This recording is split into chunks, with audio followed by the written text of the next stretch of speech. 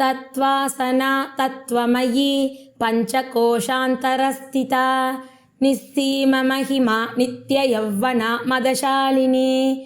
मदघूर्णितरक्ताक्षी मदपाटलगण्डभूः चन्दनद्रवदिग्धाङ्गी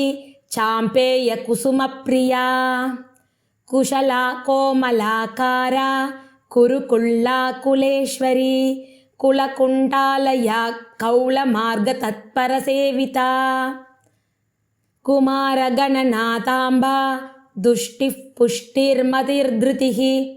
शान्तिस्वस्तिमती कान्तिर्नन्दिनी विघ्ननाशिनी तेजोवदी लोलाक्षी कामरूपिणी मालिनी हंसिनी माता मलयाचलवासिनी सुमुखी नलिनी शुभ्रुशोभना सुरनायिका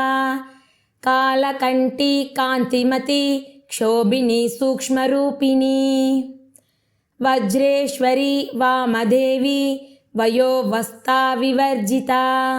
सिद्धेश्वरी सिद्धविद्या सिद्धमाता यशस्विनी विशुद्धिचक्रनिलया रक्तवर्णा त्रिलोचना कट्वाङ्गादिप्रकरणा वदनैकसमन्विता पायासान्नप्रिया त्वक्स्था पशुलोकभयङ्करी अमृतादिमहाशक्तिसंवृता दागिनीश्वरी अनाहदाब्जनिलया श्यामा भावदनद्वया दंष्ट्रोज्ज्वला क्षमालादिधरा रुधिरसंस्थिता